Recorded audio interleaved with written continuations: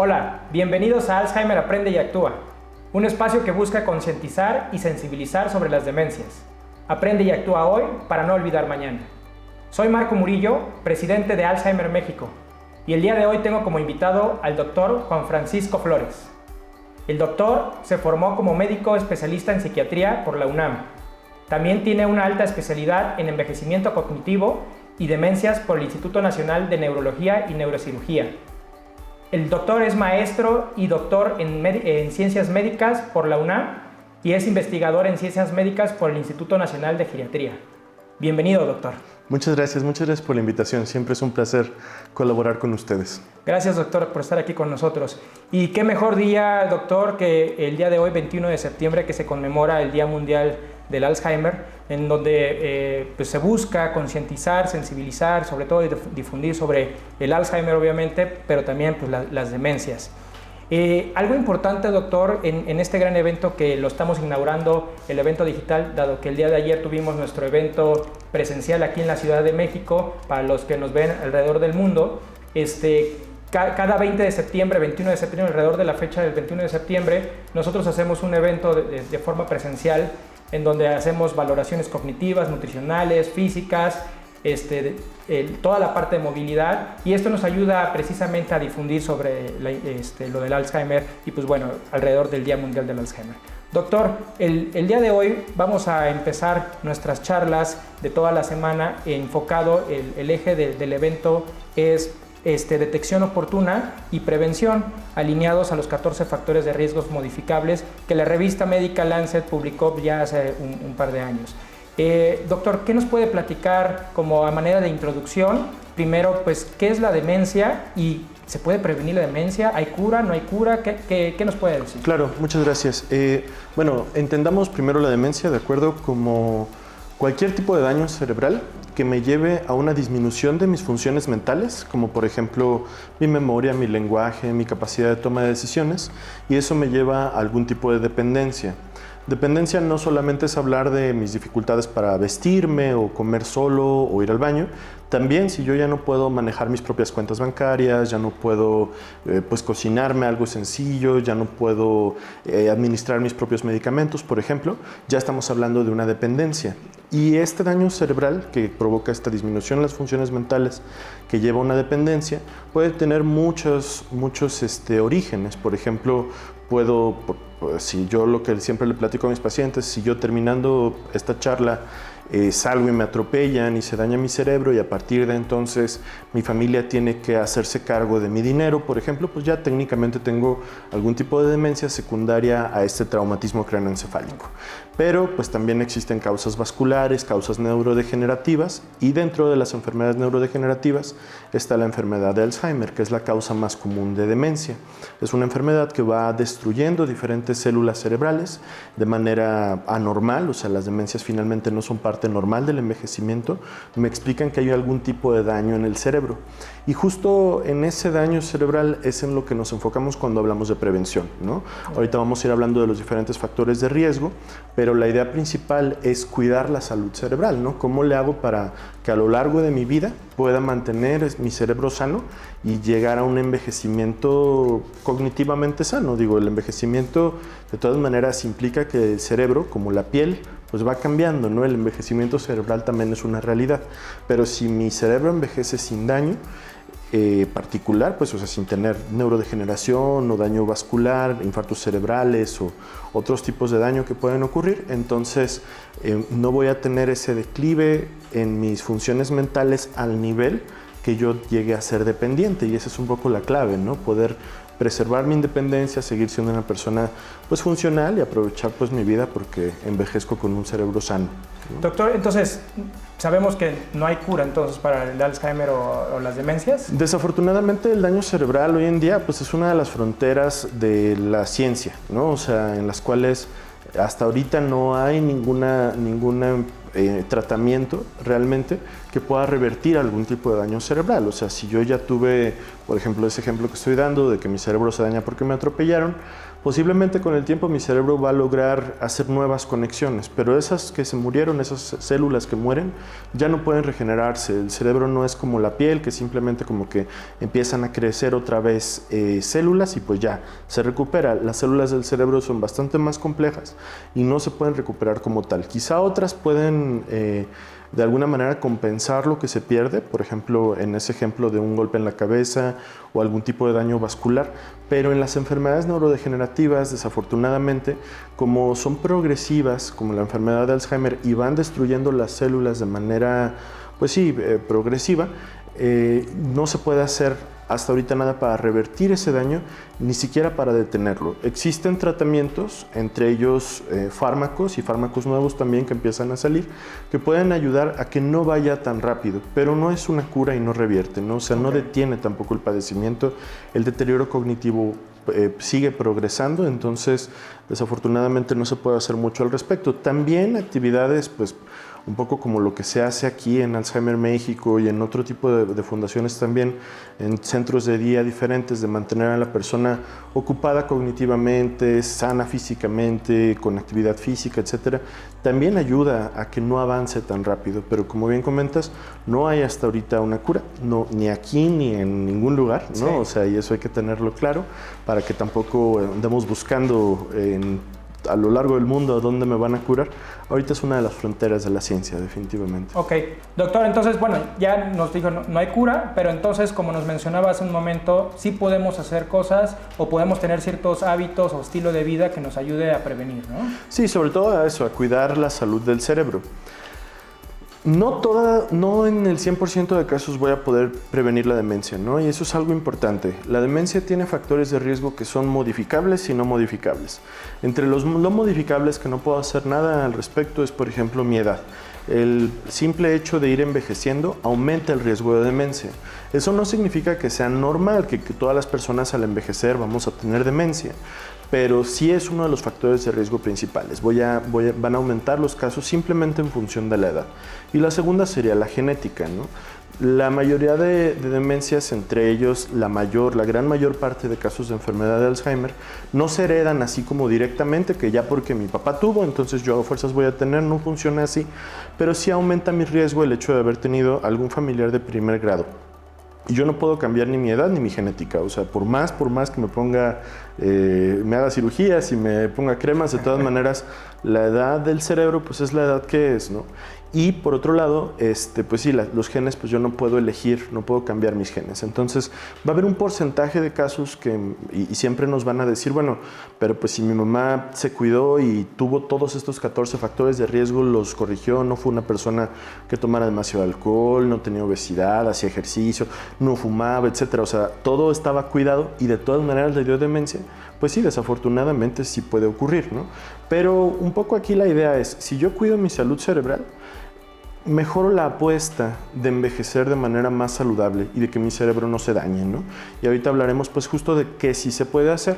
Y algo importante es que aproximadamente la mitad de casos de demencia en el mundo, si nosotros cuidáramos todos estos factores de riesgo de los que vamos a hablar hoy, se prevendrían o se retrasarían, ¿no? Okay. Entonces, justo ese es un poco el énfasis. Si no tenemos cura de esta enfermedad, sí podemos hacer mucho, pues, y la cuestión es empezar desde hoy. Vamos a platicar de cómo estos factores de riesgo también, de alguna manera, se pueden ir cuidando a lo largo de toda la vida, y eso permite también que una vez llegando a la vejez, yo llegue como con una mejor apuesta de que no me dé demencia. Ok, y doctor, ahorita que nos acaba de comentar que, bueno, la demencia no es parte normal del envejecimiento, y aquí creo que valdría la pena entrar con un término que creo que ya ahorita es inadecuado, el de demencia senil.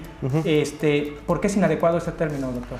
Bueno, en el pasado se hablaba de demencia senil porque había como esta idea de que a cierta edad ya era normal o esperable que la persona tuviera demencia. Los estudios posteriores y la manera en la que hemos ido, pues sí, entendiendo el envejecimiento, sabemos que sí hay cambios cognitivos en el envejecimiento y que no podemos esperar que una persona tenga las mismas funciones exactamente a los 30, a los 50, a los 80, a los 100 años, ¿no? O sea, definitivamente algo va modificándose. Entre las cosas que se van modificando, por ejemplo, puede ser la agilidad para realizar operaciones mentales, para procesar la información, para como cambiar de un estímulo a otro. O sea, sí puede cambiar y puede enlentecerse un poco. Pero la cuestión es que en el envejecimiento cognitivo normal, es decir, si yo envejezco con un cerebro sano y mis funciones mentales no se deterioran por un daño cerebral tal cual, entonces esto se va a ir compensando. O sea, las personas mayores, y hay personas de 90, 100 años, yo tengo pacientes que van por otra razón que no es demencia, de más de 90 años, que son independientes, ¿no? Quizá les toma más tiempo realizar algunas actividades, quizá necesitan apoyarse más en listas, pero saben qué es lo que les hace falta en la despensa y saben cómo pedirlo y saben qué medicamentos les tocan en tales horarios, es decir, son independientes. Entonces se empieza a cuestionar esta idea de que pues, todas las personas a cierta edad van a desarrollar demencia. Por lo tanto, se deja de utilizar el término demencia senil. Okay. El término demencia senil tiene por lo menos 40 años, que ya no está presente en ningún manual diagnóstico. Ahora se habla justo de demencia sin apellido o de demencia debida a qué tipo de daño cerebral, ¿no? Demencia por traumatismo craneoencefálico, por infarto cerebral, por enfermedad de Alzheimer, por Parkinson, por diferentes tipos de enfermedades. Pero ya demencia senil es un término que ya cayó en desuso. Ok, doctor. Precisamente entonces hablando ahora sí de los 14 factores de riesgo modificables, les comentaba hace un momento que estos 14 factores de riesgo se publicó por la revista médica Lancet y les vamos a estar dejando ahí en las redes sociales y también en la página web esta infografía que la Alzheimer Disease International publicó hace un par de años, que son estos 14 factores de riesgo, y vamos a estar platicando con el doctor en un momento más. Doctor, ¿qué es un factor de riesgo modificable? Así como hablamos de estos factores de riesgo no modificables, es decir, lo que no puedo cambiar, no puedo modificar mi edad, no puedo modificar mi genética, hay algunas cosas que sí puedo hacer para disminuir. Por ejemplo, uno de los factores de riesgo que vamos a hablar es el tabaquismo, ¿no? Fumar tabaco aumenta el riesgo de que se dañe mi cerebro de la misma manera como se dañan mis pulmones o mi corazón. También se puede dañar mi cerebro por fumar tabaco, ¿no? ¿Puedo modificar el fumar tabaco? Por supuesto que sí. Hay diferentes maneras en las cuales una persona puede disminuir o suspender el hábito del tabaquismo, y al suspender esto mejora la salud física general y disminuye el riesgo de que se dañe el cerebro. Entonces, justo en lo que nos ponemos el énfasis y una de las cuestiones que hoy en día en la ciencia y en la salud pública son importantísimas, justo es hablar de cómo disminuir ese riesgo al cambiar estos hábitos, estas conductas, ¿no? Poder modificar esto y disminuir el riesgo. Doctor, dentro de estos 14 factores de riesgo, ¿cuáles son los que prevalecen más aquí en México? La obesidad. O sea, eso parece lo más claro. Hay estudios que hablan de cómo específicamente en México, o sea, a nivel mundial se supone que si nosotros cambiamos estos 14 factores de riesgo que vamos a hablar, podríamos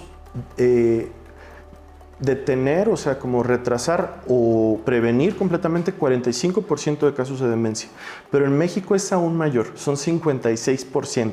Los estudios que han evaluado como un poco la cuestión específicamente en nuestro país, 56% de casos de demencia pudieran prevenirse o retrasarse con estos cambios, y de los cuales 9% se prevendrían simplemente por obesidad.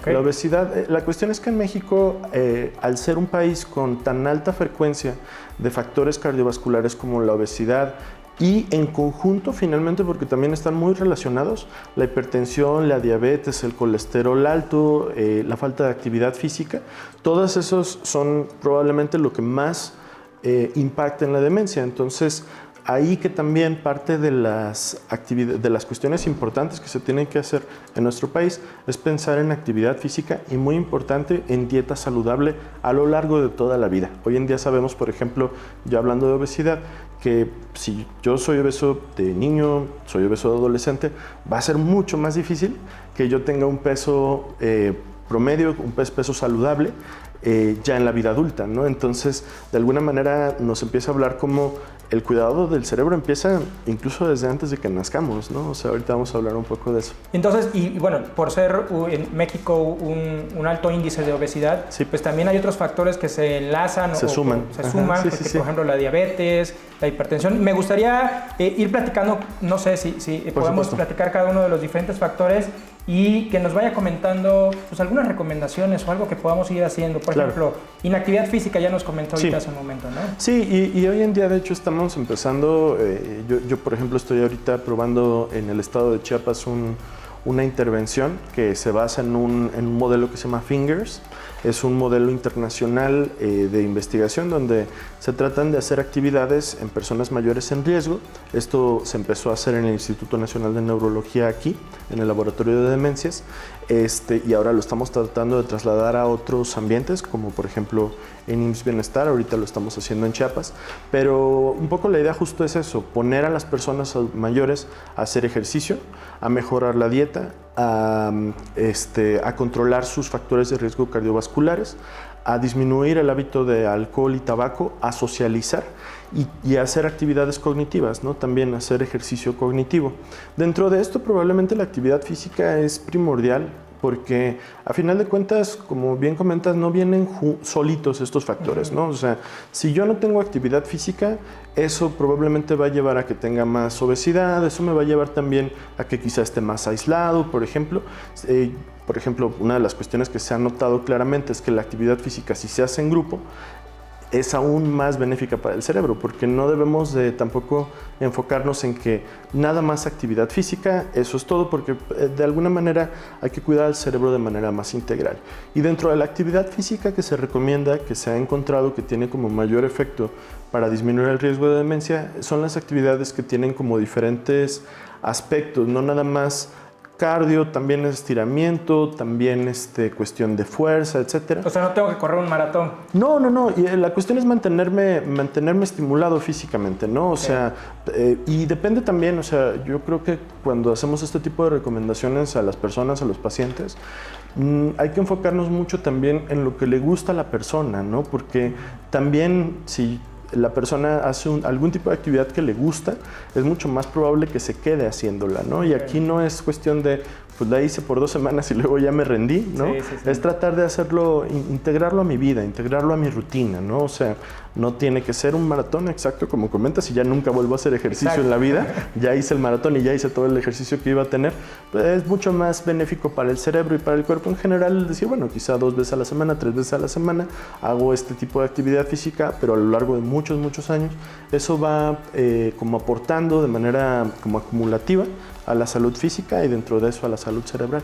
Ok, doctor, el segundo factor de riesgo que tenemos es fumar. Fumar. Sí, el tabaquismo está documentadísimo, pues todos los daños que tiene para la salud, ¿no? Y en ese sentido hay que tomar en cuenta que a diferencia del alcohol, que de repente hay algunos estudios que dicen, bueno, quizá 2 copas a la semana o algo así no tienen gran efecto. En el tabaco siempre daña, ¿no? O sea, obviamente entre más sea la dosis, entre más cigarrillos son, más daña. Pero incluso si son poquitos daña, ¿no? No hay ninguna dosis de tabaco, no hay ninguna cantidad de cigarros que se puedan fumar que sean saludables, ¿no? Okay. Y dentro de los muchísimos factores, de las muchas cuestiones que provoca el tabaquismo, que siempre hablamos pues de cáncer de pulmón y de algunas otras situaciones, de enfisema, etcétera, que sí son importantísimos, rara vez hablamos de cómo también se asocia a la demencia y el deterioro cognitivo, ¿no? Entonces creo que también es parte de esto, un poco el mensaje que se da por lo general, y ahorita que hablemos también de diabetes, hipertensión, colesterol, es que cualquier cosa que pueda dañar mi corazón o mis pulmones también daña mi cerebro, ¿no? Entonces, también el tabaquismo, pues finalmente también tiene tóxicos, tiene una pérdida de oxigenación, etcétera, que va a ir dañando de manera progresiva el cerebro. Doctor, aprovechando en toda esta parte de prevención y ahorita que estábamos hablando de fumar, ¿cuál sería la etapa? Yo sé que no hay un ideal porque lo podemos hacer en cualquier momento, pero para empezar a comenzar a prevenir. Realmente a lo largo de toda la vida, o sea, incluso uno de los factores de riesgo también que hay que mencionar que son modificables es la baja educación. Y la baja educación, en realidad, la mayor evidencia habla de cómo es en la infancia. O sea, las personas que no tienen una educación primaria completa, al envejecer, tienen mayor riesgo de tener demencia, porque es como si el cerebro no se estimulara correctamente en esos momentos cruciales. Entonces, eso habla pues como incluso el propio desarrollo del cerebro durante la infancia va a influir en el riesgo de tener demencia en la vejez. El estímulo cognitivo constante, una buena dieta, actividad física desde la niñez. Eso no significa tampoco que si no hicimos las cosas desde la infancia, ya no vamos a poder hacer cosas después. Uno de los lemas de la Alzheimer Disease International es nunca es demasiado temprano y nunca es demasiado tarde, ¿no? O sea, vamos, si queremos pensar en la salud cerebral es a lo largo de toda la vida. Pero bueno, si yo ya no tuve esas ventajas a lo largo de mi infancia, etcétera, o sea, por ejemplo, si yo tengo una persona mayor que no terminó la primaria, pues tengo que enfocarme en las cosas que sí puedo hacer ahora, pues que no fume, que haga actividad física, estimular su cerebro de las maneras que podamos, etcétera, para disminuir ese riesgo. Entonces, nunca es demasiado pronto, nunca es demasiado tarde. Gracias, doctor. En cuestión de otro factor de riesgo, pues tenemos el consumo excesivo de alcohol. Así es. El consumo excesivo de alcohol se asocia también a daño cerebral y no hay no hay tampoco mucha claridad en cuánto es excesivo, ¿no? Pero en general lo que se recomienda es tratar de que si nosotros consumimos alcohol, no consumir más de 2 bebidas en una sola ocasión, es decir, 2 cervezas en un día, ¿no? Por decir algo, y no más de 5 cervezas o caballitos de licor a la semana. O sea, en realidad es un consumo muy bajito para estar completamente seguros de que eso no va a dañar el cerebro. Y como dicen, no todo en exceso pues es malo, ¿no? Entonces creo que aquí aplica muy bien, ¿no? Correcto. Contaminación ambiental es otro factor, doctor. Sí, que bueno, es hasta cierto punto modificable, ¿no? Porque, por ejemplo, aquí los que vivimos en la Ciudad de México, pues no tenemos como mucha opción. Pero hay que tomar en cuenta que también muchos de estos factores de riesgo tienen la intención, o un poco el hablar de estos factores de riesgo, también hablan de políticas públicas, ¿no? O sea, no solamente hablan de lo que yo puedo hacer como individuo, que es importante, yo tengo una responsabilidad hacia mi propia salud, pero también los gobiernos, los países tienen una responsabilidad hacia sus ciudadanos, sus ciudadanas, ¿no? O sea, cuestiones como prohibir algunos tipos de vehículos o algunos programas o mejorar el transporte público o dar educación primaria a toda la población, etcétera, son cosas que van a permitir que las poblaciones tengan menos demencia a lo largo de las generaciones, ¿no? Pero bueno, no hay algo que yo pueda, a menos que me quiera mudar de la Ciudad de México, que no tengo muchas ganas, a mí me gusta mucho vivir aquí, pues no puedo hacer mucho por disminuir la contaminación ambiental, pero sí puedo votar, puedo de alguna manera ser un ciudadano responsable y exigirle un poco a mis autoridades que regulen la cuestión de la contaminación ambiental. Y aparte también seguir las indicaciones, por ejemplo, que luego el gobierno de la Ciudad de México nos dice, no, pues hoy hay contaminación alta, pues no salgan a hacer ejercicio, ¿no? Posiblemente, pero sí, bueno, un poco la idea de que en lugares altamente contaminados sí hay más prevalencia de demencia, ¿no? Entonces es un factor de riesgo que sí se podría modificar. Ok, doctor. Tenemos la lesión cerebral que ya al inicio de la plática nos comentó, bueno, que tuviéramos una lesión cerebral. ¿Es un factor de riesgo? Sí, tanto los golpes en la cabeza repetitivos, por ejemplo, se ha visto que personas que practican el fútbol americano o el box o que han tenido varios golpes a lo largo de la vida en la cabeza, los luchadores, pues desafortunadamente esos golpes en la cabeza van provocando cierta inflamación, ciertos cambios que pueden predisponer a degeneración en la vejez, ¿no? Entonces, sí, utilizar cascos, cinturones de seguridad, o sea, cascos en algunas actividades que pueden ser de riesgo y pues tratar de exponernos lo menos posible a golpes en la cabeza, claro. ¿El escaso contacto social también, doctor? El escaso contacto social, sobre todo en la vejez, eso es algo importante. O sea, las personas mayores que tienen poco contacto social también están en mayor riesgo de tener demencia. No se está activando adecuadamente el cerebro. Yo lo que les comento a mis pacientes es que el cerebro de los seres humanos evolucionó gracias a la socialización, ¿no? Entonces la socialización es un punto muy importante para mantener la salud del cerebro. Hace un momento nos comentó de la baja escolaridad y de hecho es otro factor de riesgo. Sí. ¿Qué nos podía platicar de la reserva cognitiva? La reserva cognitiva es todo eso que se va como abonando, es como el ahorro que yo voy teniendo a lo largo de mi vida por tener actividad cognitiva pues adecuada, ¿no? O sea, si yo aprendo idiomas o sé tocar un instrumento o tengo un trabajo que me exige cognitivamente o hago un diplomado, etcétera, todo eso es como una especie de ahorro que se va haciendo en mi cerebro. Si un día a mí me da una enfermedad neurodegenerativa, entre más ahorro tenga, más se va a tardar esa enfermedad degenerativa en como que yo me quede pobre, por decirlo de cierta manera, en que haya como esa afección que yo empiece a ser dependiente. Entonces hay que tomar eso en cuenta, y ese ahorro, un poco esa reserva que yo voy teniendo de mi cognición, esa conectividad cerebral, se va formando casi desde el nacimiento, o sea, de alguna manera, o algunos estudios dicen que desde antes, ¿no? O sea, la manera en la que mi mamá comió y el tipo de estímulo que se me dio de bebé y la educación primaria, etcétera, desde ahí empieza a formarse ese ahorro, ¿no? Entonces, por eso es importante que nos mantengamos siempre curiosos y aprendiendo cosas diferentes. Y existen, creo que, bueno, hoy en día varias aplicaciones que nos permiten estar estimulando la parte cognitiva, ¿no? Sí, hay aplicaciones y hay alguna evidencia de que las aplicaciones, por ejemplo, de celular, o incluso los juegos que puede haber, pueden servir de algo. Esto, ¿no? Y yo, o sea, mi perspectiva un poco a partir de la literatura y de mi experiencia clínica es que sí pueden servir si a la persona les gustan, pero luego también hay gente que no les gusta en particular estar haciendo crucigramas, y también es válido.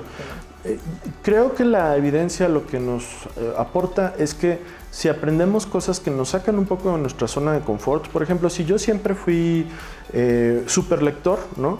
Es bueno que siga leyendo, pero sería aún mejor que ahora aprenda a tocar guitarra, ¿no? O que ahora aprenda a hablar francés, ¿no? O sea, eso puede, o sea, como que es algo completamente nuevo que me saca de mi zona de confort, y eso puede ayudar. O por otro lado, si siempre fui muy de manualidades, pues ahora meterme a cosas de computación o cosas así.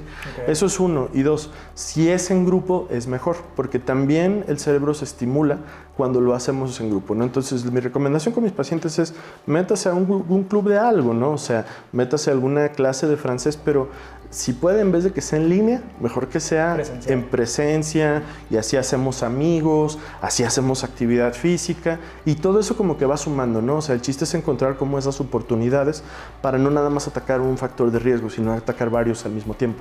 Doctor, ahora vamos a entrar a 4 factores de riesgo que creo que, sobre todo aquí en México, son súper relevantes. Sí. Obesidad, hipertensión, diabetes, colesterol alto. Sí, todos esos vienen muy en grupo. Finalmente tienen que ver con los hábitos dietéticos, tienen que ver con la actividad física, o la falta más bien de actividad física que se tiene. De nuevo, ese mensaje de que todo lo que daña mi corazón daña mi cerebro, y como sabemos, la hipertensión, la diabetes, el colesterol alto, y dentro de eso, pues la obesidad, que como que de alguna manera suma a todos esos, es un factor de riesgo en sí mismo para la obesidad, para la hipertensión, la diabetes y el colesterol, y todos esos pues van dañando mis arterias, y llega menos bien la oxigenación a mi cerebro. Entonces empiezan a haber infartitos que empiezan a dañar el cerebro, y esos mismos infartitos también se asocian con mayor riesgo de degeneración, ¿no? Entonces, de alguna manera, como que puede ser un punto importante en común que puede dañar mi cerebro, o al revés, ¿no? Que si yo cuido y me cuido de no tener obesidad, como les comento, aquí en México parecería ser el factor más importante, pues entonces, si es que tengo diabetes, pues va a ser más fácil controlarlo, o si tengo hipertensión, hay que tomar en cuenta, estos son muy modificables, porque yo, por ejemplo, yo tengo hipertensión, ¿no? Pero si yo me mantengo a lo largo de toda mi vida bien controlado, aumento mucho las posibilidades de tener una buena apuesta para un envejecimiento saludable, ¿no? O sea, disminuyo mucho el riesgo de demencia.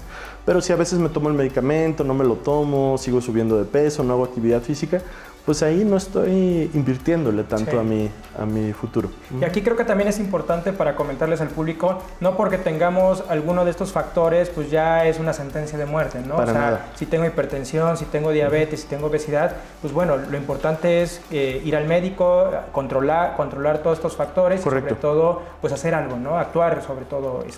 Así es, ¿no? Así es. Doctor, tenemos los siguientes 2 factores de riesgo: discapacidad auditiva y pérdida de visión. Ajá, y esos son también importantes por varias razones. Entre ellas, el hecho de que yo pierda la vista o pierda el oído. Y ojo que también a veces se puede tratar, o sea, hay muchos tipos de pérdida visual y muchos tipos de pérdida auditiva que se pueden compensar o que se pueden corregir, pero si no se corrigen o no se previenen también, porque también hay medidas para prevenir. Por ejemplo, yo que soy muy de ir a conciertos, pues si no me pongo tapones a lo largo de toda mi vida, seguramente voy a llegar con daño en mi oído a la vejez, ¿no? Pero la cuestión, además de prevenirlo, también es poderlo corregir si es que empiezo a tenerlo, porque, o sea, utilizar aparatos, etcétera, porque el cerebro requiere ese estímulo de lo que se ve, del visual y de lo que se escucha, el estímulo auditivo, para mantenerse sano. Cuando se pierden esas vías de entrada, esos inputs que le llamamos, de alguna manera empieza a sufrir el cerebro y empieza a tener como menos actividad, ¿no? Y eso es justo lo que se busca evitar, ¿no? O sea, se busca que el cerebro se mantenga ocupado, que esté recibiendo como todas esas entradas de información que son relevantes, y entre ellas, pues obviamente estos órganos de los sentidos son fundamentales. Por último, doctor, tenemos la depresión. La depresión, sí, claro, y me gusta que cerremos con ese porque como psiquiatra para mí es muy importante hablar de la depresión. La depresión a lo largo de la vida, sobre todo si no se trata, y también, ojo, que la depresión también se puede prevenir por medio de contactos sociales, por medio de actividad física, por medio del cuidado a la propia salud. También el cerebro sufre cuando hay depresión. La depresión no es simplemente cualquier tristeza, es ya un diagnóstico clínico donde hay un periodo prolongado más allá de un duelo, por ejemplo, más allá de una pérdida, de reacción normal a pérdida, en la cual la persona pierde el interés en las cosas que normalmente le gustan, ya no puede sentir como esa conexión con las situaciones que le hacen feliz, por ejemplo, y se siente irritable o triste la mayor parte del tiempo. La depresión es tratable, ¿no? O sea, si bien podemos decir, bueno, no podemos curar la demencia, pero sí podemos corregir la depresión en gran mayoría de casos, ¿no?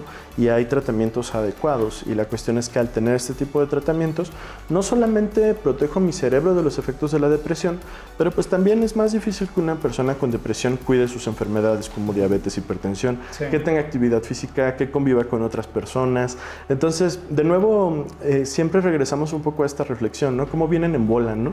Como, bueno, si yo hago actividad física, disminuyo el riesgo de depresión, de obesidad, de colesterol alto, etcétera, ¿no? Pero también si yo me meto a cursos de guitarra, pues también puede ser que mejore mi socialización y mejore esto y mejore el otro. O sea, de alguna manera el chiste es siempre pensar que hay muchas maneras de como invertir en esta salud cerebral. A lo largo de estos 14 factores de riesgo, doctor nos ha dado algunas recomendaciones, pero ¿cuáles serían los hábitos que tienen mayor impacto positivo en la salud cerebral? Dieta es importantísimo, y sobre todo hablando en nuestro contexto, tratar de tener dietas que no tengan tantas harinas, que no tengan tantas grasas, y tratar de suspender las bebidas azucaradas o lo menos posible, ¿no?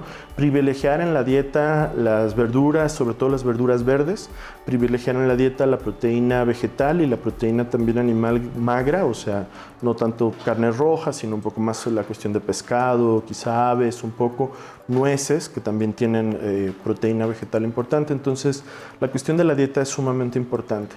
Por otro lado, pues también la actividad física y quizá la cuestión social, ¿no? O sea, si yo tuviera que apostarle a... Bueno, lo que pasa es que yo también tengo esta cuestión, ¿no? O sea, empiezo a hablar de esto y ya no puedo parar, ¿no? Porque finalmente todo viene en conjunto. Pero si yo me tuviera que meter como en este esquema Fingers que les digo, que habla de prevención de demencia, es dieta, es actividad física, socialización, el control de mis enfermedades, eso es fundamental. O sea, estar seguro que mi presión, mi diabetes, mi colesterol están bajo control, y la socialización, ¿no? Esos serían los 5 principales. Si yo pudiera aportar algo más, es alcohol y tabaco, ¿no?